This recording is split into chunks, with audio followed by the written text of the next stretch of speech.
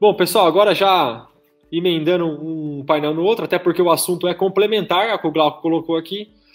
A gente vai ter um painel para debater sobre outra pauta que está muito em alta no nosso setor, que é a implementação da assinatura eletrônica. O Glauco, inclusive, mencionou isso no final do painel dele, e agora o Júlio vai destrinchar isso aqui para vocês. Então, para isso, eu vou convidar aqui já ao palco o Júlio César Mendes, diretor comercial da Solute há mais de 5 anos e atua aí no mercado há 10 anos em cargos de gestão na área de prestação de serviço e de tecnologia da informação. Júlio, obrigado de novo por estar aqui com a gente. O tema bastante em alta, né? Temos feito algumas lives, algumas matérias, rodado o Brasil aí para falar mais sobre a assinatura eletrônica, que ainda é um tema que, apesar de estar em alta, ainda gera muitas dúvidas para quem está acompanhando a gente. Então, um prazer e obrigado pela presença. Obrigado, Léo. Prazer participar de mais um evento aqui da Smartus com vocês, né? Estou acompanhando aqui desde o painel sobre a inteligência de mercado, e acompanhei aqui do Glauco também. Agradecer aí a todos vocês e agradecer principalmente a audiência aqui que nos acompanha, né? E principalmente pela oportunidade de falar sobre um tema que, como você disse, está aí fervendo, principalmente no segmento imobiliário. Está fervendo em todo contexto econômico, né? A digitalização da nossa vida, né? A virtualização do ambiente de negócios é uma realidade, né? E no segmento imobiliário essa realidade atropelou, né? Essa que é a grande verdade. Eu tenho um material aqui. Vamos lá. Se puder compartilhar. Eu vou compartilhar. A gente ter uma dinâmica bem rápida. E a ideia aqui, Léo, é que a gente que eu fale de forma bastante acelerada, tá? E eu queria que você fosse aí o mediador da minha velocidade, para que a gente tenha um tempo de tirar as dúvidas, responder eventualmente as perguntas ali, porque o evento online ele perde um pouco essa interação e a gente sempre busca ganhar essa interação mesmo aqui no ambiente virtual. Tá? Então eu vou passar bem acelerado aqui a apresentação, só para a gente ter uma dinâmica aí, eventualmente já responder algumas dúvidas nesse momento de apresentação e depois a gente abrir para um debate mesmo, né, com o pessoal. A ideia aqui é que a gente esclareça sobre o tema, entregue um conteúdo, entregue aí um conhecimento para as pessoas que estão aqui participando. Bom, então, tudo bem? Vamos lá. Eu volto daqui a pouco, então, com as perguntas. Tá legal. Tá vendo minha tela? Já tá tudo certinho aí, certo? Tudo perfeito. Legal. Bom, então o tema nosso aqui é assinatura eletrônica simplificando o ciclo de venda no mercado imobiliário. Vou falar bem rapidamente sobre a Solute. A Solute ela é líder hoje no Brasil em emissão de certificados digitais, 100% brasileira. Estamos entre as 25 PMS que mais crescem no Brasil durante já 5 ou 6 anos. 4 anos como uma das melhores empresas para se trabalhar dentro do ranking do Great Place to Work. Rapidamente aqui, nós temos hoje a maior rede de atendimento do Brasil, com mais de 4 mil. Esse número aqui já está em torno de 4.800 unidades, pontos de atendimento. Temos aí quase 35% do mercado da certificação digital no Brasil.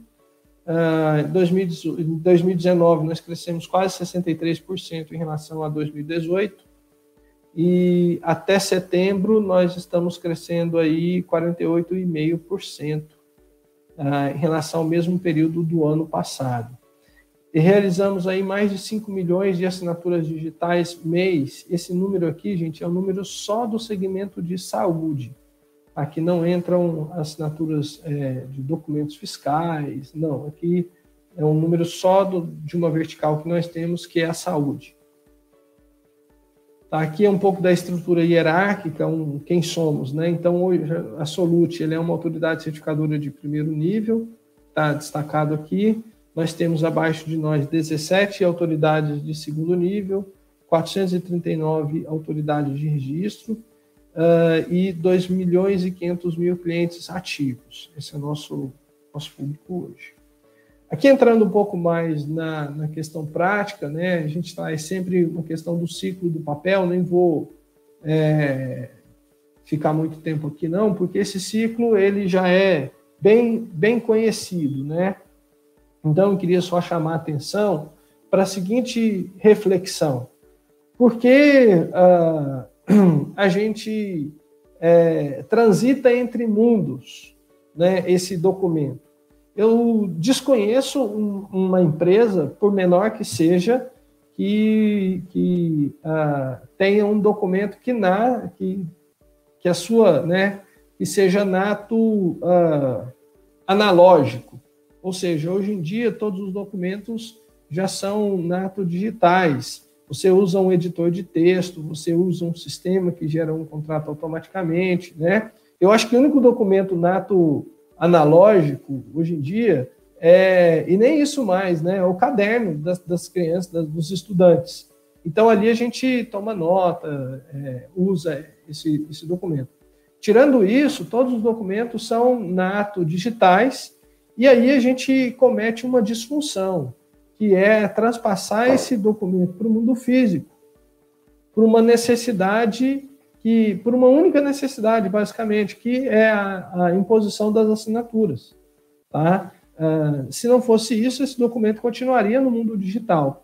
Depois que ele vai para o mundo físico, perdão, a gente coloca as assinaturas, normalmente ele volta para o mundo digital, ele é digitalizado, armazenado, transportado, tudo isso gera um custo. Eu costumo dizer que esse componente, essa disfunção da nossa economia, isso não acontece só no setor imobiliário. O setor imobiliário ele é muito aparente, né? Ele se destaca muito esse ciclo, essa disfunção, porque um documento, então, ele tem que sair, ele nasce digital, vira físico e volta para o digital. Isso eleva o custo Brasil, isso eleva o custo do processo, isso nos torna menos competitivos, isso nos torna menos ágeis, né?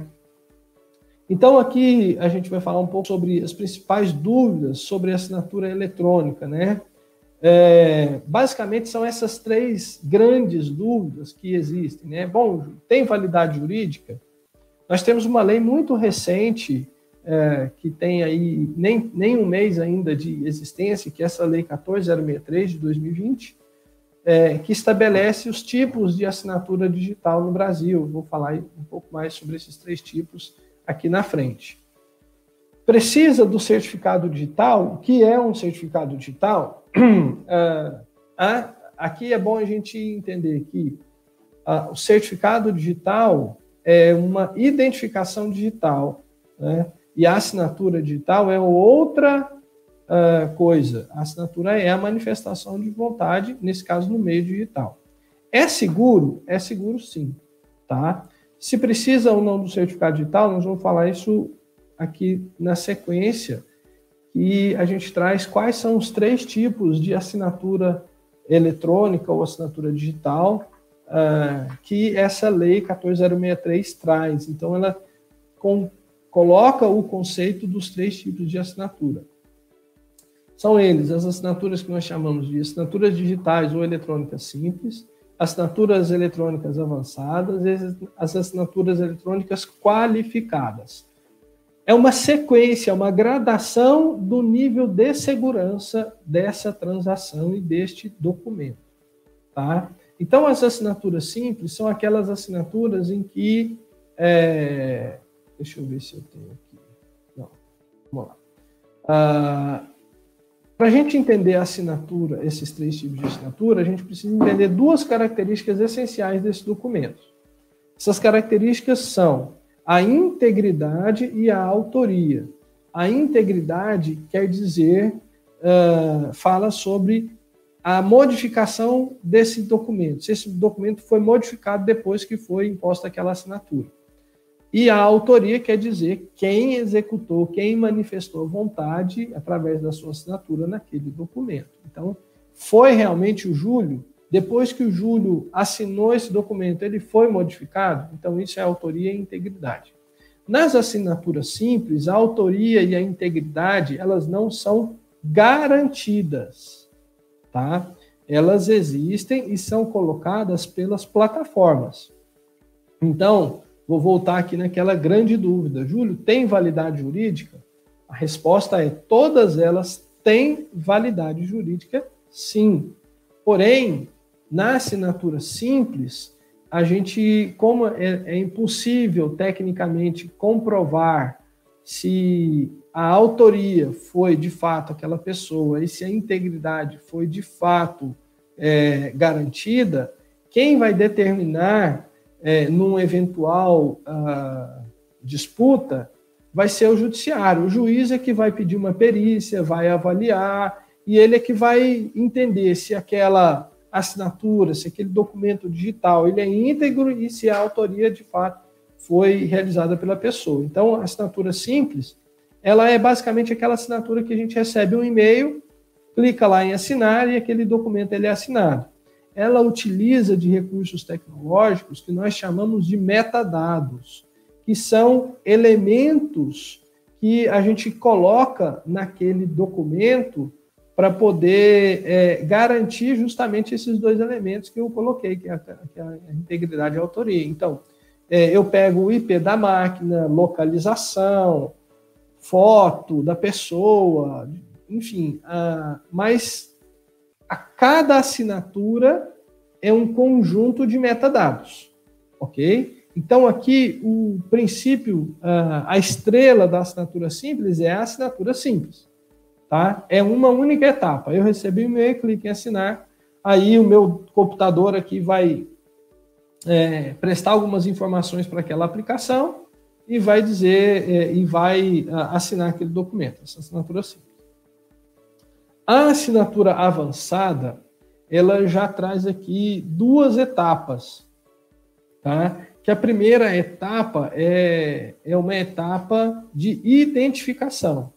Então, você primeiro identifica a pessoa e depois você realiza a transação, a assinatura. Tá? No caso da assinatura simples, até falar sobre um pouco de custo e preço, quando a gente tem um grande volume de transações, a assinatura simples ela acaba ficando mais cara, porque o princípio que eu falei para vocês é o seguinte: a cada assinatura eu vou coletando metadados. Então, isso fica custoso tecnicamente e a cada assinatura eu preciso acumular uma série de informações sobre aquela determinada transação. No caso da assinatura avançada e da qualificada, eu tenho esse princípio que é o da identificação. Então, eu identifico primeiro a pessoa e depois eu realizo uma transação. Um exemplo de assinatura avançada, que nós usamos aí no dia a dia, e às vezes a gente não sabe que está usando, quando a gente faz ali a abertura de uma conta numa fintech, num banco digital, por exemplo, num banco, vou citar um nome aqui, no Nubank. Então, quando eu vou abrir a minha conta no Nubank, o que o Nubank faz? Ele primeiro me identifica num processo que nós chamamos de onboarding. Então, ele pede para eu tirar uma foto do meu documento, pede para eu tirar uma selfie, nesse momento ele colhe a minha biometria facial, ele pede para que eu dê um sorriso no momento daquela foto, que é para eu fazer uma prova de vida. Então, aquilo ali, ele está fazendo o quê? Ele está criando uma identificação digital e ele gera uma chave criptográfica associada ao Júlio. Então, a partir daquele momento, o Júlio tem uma chave, né, lá no Nubank. E quando eu vou fazer uma transferência, um pagamento, o que eu estou fazendo? Eu estou assinando um documento eletronicamente usando aquela chave criptográfica que o Nubank fez no momento que eu abri a minha conta. Então, isso torna o processo também, tecnicamente, muito mais leve, mais célere. Tá? Tecnicamente, aqui a gente já tem a garantia de integridade, porque aquela assinatura já envolve uma metodologia de criptografia. Esse documento ele já tem garantia de integridade, quer dizer que eu sei que depois que eu coloquei a minha assinatura, esse documento não vai ser modificado. Mas e a autoria, Júlio? Bom, a autoria ela não pode ser comprovada. Ainda dentro do exemplo do Nubank, quem acredita na autoria? O próprio Nubank. Então, o processo que o Nubank faz, ele que determinou que o Júlio desse um sorriso, que o Júlio piscasse o olho esquerdo, depois que o Júlio desse um pulo de um pé só, depois que o Júlio colocasse a identidade dele, ou a CNH, enfim. O banco, né, o provedor, ele que criou as regras para fazer a identificação. Tá? Já no caso da assinatura qualificada, e na avançada ainda, para concluir a avançada, quando eu pego e vou abrir uma conta, por exemplo, no C6, que é um outro banco digital, eu posso usar a minha chave do Nubank para abrir a conta? Teoricamente até poderia, mas o C6 não confia na identificação que o Nubank fez. O que o C6 faz? Me identifica novamente. Então, a assinatura avançada, ela depende de uma identificação, e essa identificação ela tem uma confiança restrita dentro daquele ambiente em que eu vou fazer as transações de assinatura. Tá? Já na assinatura qualificada, existe uma questão aí, essa nuvenzinha traz aí, a ICP Brasil, que é a infraestrutura de chaves públicas brasileira, que é aquela infraestrutura que eu mostrei um pouco atrás lá, quando eu citei quem é Solute dentro daquela estrutura. Essa estrutura, ela tem um padrão, tá? Que todos que se quiserem se submeter a esse padrão precisam se credenciar e se submeter às regras. Isso traz uma confiança amplificada. Então, essa confiança ela é ampliada. E isso quer dizer que quando eu coloco uma assinatura digital qualificada, portanto, com um certificado digital, o certificado digital, então, é a identificação qualificada. A identificação digital qualificada. Quando eu faço isso, há uma confiança naquela transação. Então, essa transação, aquele documento, eu tenho certeza que foi a autoria realizada pelo Júlio e a integridade está garantida. Portanto, eu tenho a autoria e integridade garantida. Quando isso eventualmente for para uma disputa, uma judicialização, o juiz ele sequer pede perícia, qualquer coisa. Ele confia na ICP Brasil e diz, bom, quem assinou esse documento é o Júlio. E aqui nós temos uma característica mais importante em termos de valor dessa transação, tá? É o que nós chamamos de inversão do ônus da prova. Quem deve provar que não foi ele é o signatário. Portanto, dentro do meu exemplo aqui, quem tem que provar que não fui eu que assinei, sou eu. Nas outras duas, quem tem a aplicação. Por isso que ela lá na simples recolhe aqueles metadados, lá na avançada, por isso que o Nubank criou ali as suas regras que, bom, deixa eu ver se o Júlio está vivo, pisca, né, no momento do onboarding, coloca aqui CNH, valida com e-mail, ele cria suas próprias regras para que numa eventual judicialização o juiz acredite que, olha, essas regras foram suficientes para determinar a autoria, porque a integridade já está determinada pelo método criptográfico, matemático que foi envolvido na transação. Ok? Bom, e como tudo isso, então, simplifica o meu dia a dia aqui no mercado imobiliário, Júlio? Bom, eu disse para vocês que o objetivo aqui é muito mais... seria didático, trazer luz a um tema que gera normalmente dúvidas, do que eventualmente contextualizar dentro do mercado imobiliário, porque isso vocês entendem muito mais do que eu, né? Mas aqui eu vou tentar colocar algumas coisas que são bem óbvias, né? Então a gente tem ali uma simplificação radical dos processos, uma redução de custos gigantesca, tá? Uma agilidade nas vendas e, consequentemente, um aumento da receita. Esse ponto ele é tão importante dessa implementação, como eu disse, eu acompanhei o painel sobre inteligência de mercado, o consumidor ele quer resolver as coisas ali na ponta, né, não é mais na ponta do dedo, né, não é na palma da mão com o seu celular. Né? Eu tenho um exemplo pessoal, eu acabei de comprar um apartamento, e seguir todo o fluxo, todo o trâmite tradicional, e vou dizer um negócio para vocês. Me senti naquelas novelas de época. Faltou eu com um chapéuzinho, uma bengalinha ali, um colete, indo no cartório. Desculpa, mas eu que lido com tecnologia aqui todo dia já, a questão das assinaturas é uma rotina. É claro que essa amostragem, né, eu ali não sou um público ideal, mas eu vou dizer que eu me senti muito incomodado. E com detalhe, gastei uma grana no cartório para assinar um contrato de compra e venda que depois eu não usei ele para nada. Tá? Gastei muito mais do que eu gastaria, do que a própria incorporadora, consultora ali, gastaria investindo com o processo de assinatura digital. Muito, muito, muito menos, tá? Eu gastei aqui em Goiânia, eu gastei acho que quase R$400 para assinar um contrato de compra e venda. Sendo que a assinatura digital eu gastaria 10 vezes menos do que isso. Ou seja, é uma redução de custos assim, extraordinária, espantosa. E aqui um outro ponto, né? Nós temos cases aqui, né? Que olha que legal, startups faz venda de imóvel em 2 dias, processo 100% digital. A pessoa ela faz ali a escolha, faz um tour virtual, né? Obviamente a questão dependendo ela quer ir lá ver o decorado e tudo mais, mas você reduz de 45 dias, de 60 dias, de 90 dias para 30, para 15 dias, já é um ganho fenomenal, né? E tem também, eu sempre coloco aqui as 3 etapas, né, básicas do processo ali, do segmento imobiliário, que é a assinatura do contrato de compra e venda, depois a contratação do crédito e depois o registro do imóvel. Tudo isso hoje, gente, já é possível ser feito em ambiente online, né? O registro de imóvel, aí, se a gente está falando de incorporadores, construtoras, você fica com o dinheiro parado lá pelo menos 15, 30 dias.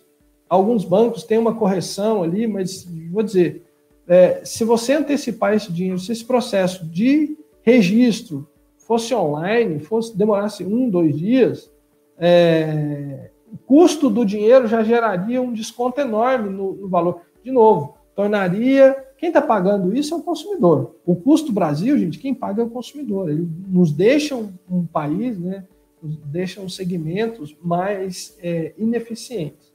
Então, no final do dia, essa agilidade, colocando só a questão do custo do dinheiro, de você receber esse dinheiro ali do banco de forma mais rápida, você teria um fluxo de caixa muito mais leve, e isso permitiria que os incorporadores, por exemplo, os construtores, tivessem, inclusive, preços mais competitivos. A gente viu que a percepção de preço é uma questão importante aí no mercado. Né? E falar de 5% de desconto no empreendimento é um valor bastante considerável. Bom, e aí para a gente trazer aqui alguma coisa bem prática, né, a gente tem o case da Facilita, que o Glauco citou ali rapidamente, lá na apresentação dele, em que nosso sistema já está integrado dentro do sistema Facilita. O que isso significa na prática? Significa que lá dentro do processo de venda que o Facilita controla, o envio do contrato é feito diretamente dentro do Facilita. Então, o Facilita gera e envia o contrato para o cliente fazer a assinatura. O cliente recebe tudo isso no celular dele, faz a assinatura no celular e já é devolvido dentro do fluxo do Facilita. Então, não tem nome melhor, né, do que o Facilita. Facilita mesmo. Né? Bom, é isso que eu queria colocar. Cadê aqui?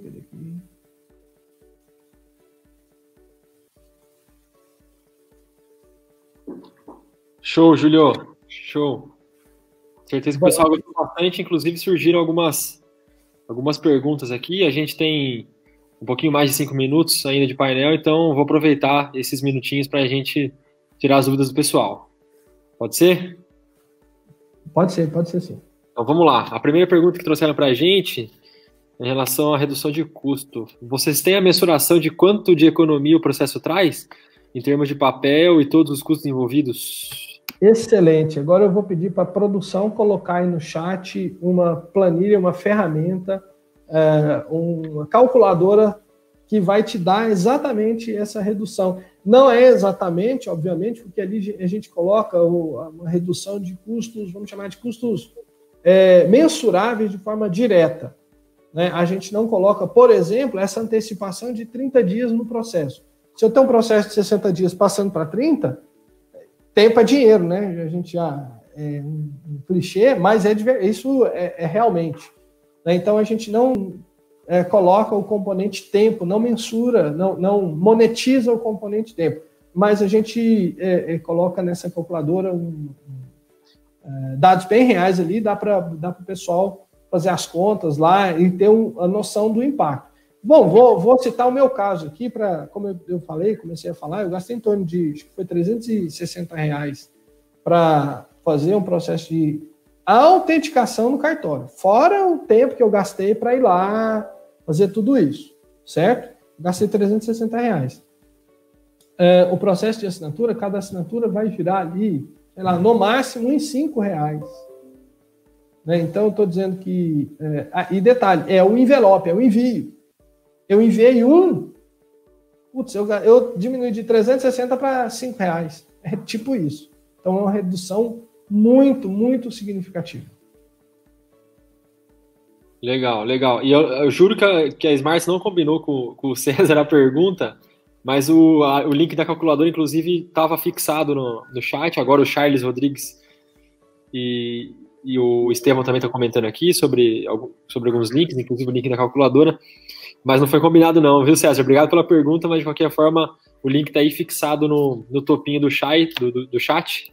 Fique à vontade para você fazer essa simulação, não só o César, como todo mundo está acompanhando. É o César, que é quase meu xará, o César Mendes? César Mendes. Então, eu fiquei... Quase xará. Quase meu xará. Isso aí. Vamos lá, então, para mais uma pergunta do Fábio Feitosa. Inclusive, a Ana já auxiliou aqui, introduzindo uma resposta, mas eu gostaria de escutar a sua opinião, Júlio. Se eu entendi, para compra e venda e registro de imóveis, é adequado utilizar a qualificada, correto? Essa talvez seja a maior das dúvidas, né? Vou chamar de problema do segmento imobiliário, ele é tão grande, né, que, como eu coloquei em 3 etapas, o contrato de compra e venda, depois a contratação do crédito, depois o registro de imóvel, se você resolve tá, o problema da compra e venda, por exemplo, usando a assinatura, pode implementar assinatura simples. Já está bem consolidado no mercado imobiliário a utilização da assinatura simples para o contrato de compra e venda. Tá? Ele é suficiente em termos de validade jurídica, temos já vários casos de judicialização, desistência, tem amplo, um conteúdo bem grande aí. Então, a assinatura simples para um momento ali de compra e venda está legal. Se você quiser, que envolve muito mais pessoas e aplicações, se quiser um processo, né, o nosso sonho, na verdade a gente está partindo, como eu disse, já é possível. É adotado largamente? Não. Se a gente for pensar assim, bom, eu vou fazer o processo de ponta a ponta digital, aí o ideal é que eu já faça lá na compra e venda a assinatura qualificada.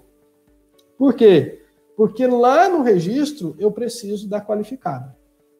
Tá? Júlio, eu vou fazer um processo híbrido, compra e venda digital e registro físico.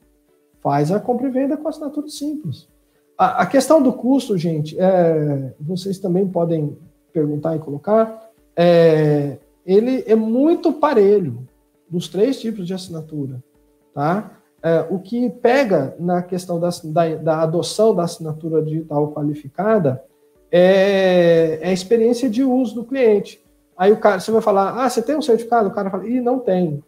Então vai fazer um certificado. Então, esse é o ponto que mais pega. O que nós fazemos? Nós entregamos para o nosso cliente, para o nosso parceiro, a gente já tem alguns casos assim, em que, por exemplo, hoje nós temos a emissão por videoconferência. Então, o cliente está ali no stand e tal, cara, naquele momento ele já faz o seu certificado digital. E ao invés de imprimir o contrato de compra e venda, o que eu faço? Mando para ele pelo celular, e ele já assina no celular. para que lá na etapa do registro eu também já possa fazer o registro digital. Então, o cliente não vai gastar mais do que 5 minutos para fazer o seu certificado digital de pessoa física. Ele pode fazer no momento lá do stand. Nós precisamos organizar a operação para que isso seja possível. Então, a distância entre as assinaturas qualificadas e simples, colocando ali no meio a avançada, ela foi drasticamente, amassou, está reduzida. Então, eu diria que as empresas hoje, elas podem, antes falar assim, sei lá, antes da pandemia, aí, há uns 6 meses, há 1 ano atrás, a adoção da qualificada era algo assim bem difícil. Então, todo mundo optou pela simples. Hoje em dia, a gente já tem vários clientes aqui no segmento imobiliário, Léo, e que eu tenho depoimentos que me falaram, putz, Júlio, o cliente não tem dificuldade nenhuma para fazer o uso da assinatura qualificada pelo celular. Realmente, dificuldade zero para o cliente, porque a nossa preocupação é para o cliente. E tem um outro ponto, né, gente? O cliente submeter a sair no cartório, perder todo esse tempo, cara, vamos fazer um certificado para ele. O custo é muito baixo, muito menor do que essas assinaturas de cartório. Perfeito, perfeito. E complementando, Júlio, acho que você até chegou a responder isso de certa forma durante a apresentação, mas o Roberto Andrade, da RA Participações, está aqui com a gente, ele questiona se somente a assinatura qualificada tem validade jurídica. Ótima pergunta, Roberto. Obrigado pela oportunidade. Não, todas têm validade jurídica. Existe uma gradação que eu poderia dizer assim, o que tem presunção, o que se presume válido juridicamente? A qualificada. Tudo é questionável, né? A gente usar um termo inquestionável é algo muito perigoso. Mas eu poderia dizer que a qualificada ela é inquestionável, no sentido de que o juiz, o judiciário ali, ele não vai se preocupar com aquilo, ele vai se ater a outras questões do contrato. A diferença é que, se a gente pegar a avançada e a simples, ele também vai trazer para a discussão as questões de autoria e integridade daquele documento. Na qualificada, não. Isso simplesmente, olha, é presumido, inverte-se o ônus da prova. É você que tem que dizer que não foi você. As outras, a gente tem esse trabalho de mostrar, provar, determinar. Então, essa é a grande diferença. Mas validade jurídica, todas têm. Perfeito. E para encerrar, Júlio, tem uma pergunta aqui que é genérica de certa forma, mas eu achei interessante repassar para você, do Jean Baroni, sobre o Pix.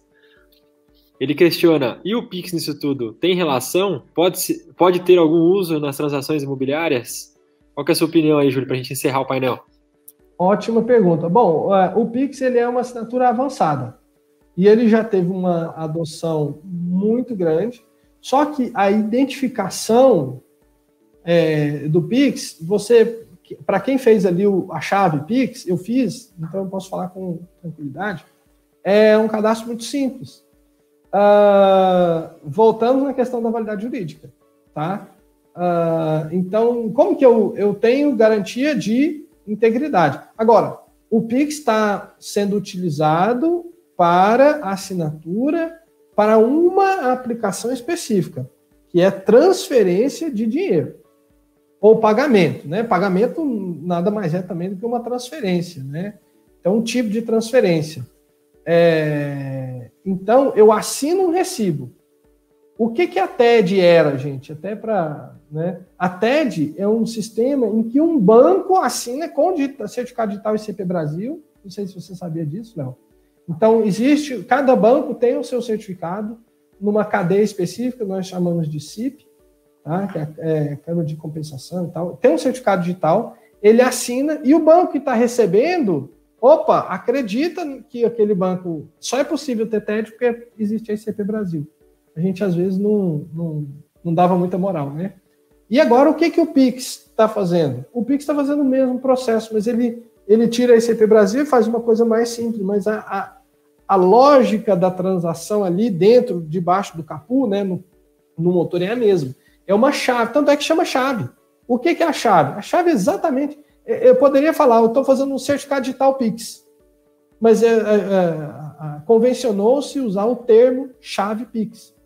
Então, eu faço uma chave, que é a mesma chave criptográfica, que está guardada num hardware criptográfico HSM, exatamente.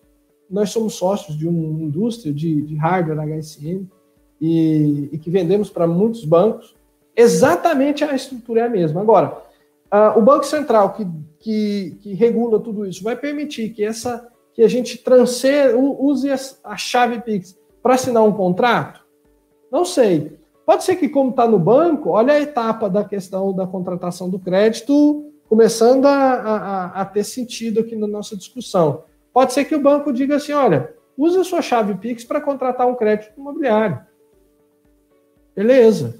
Pode ser que seja, né? A gente não sabe ainda. Então, essa questão do Pix é bem legal, bem nova aí, mas nada mais é do que um certificado digital sem toda aquela validação de identificado. O banco que fez.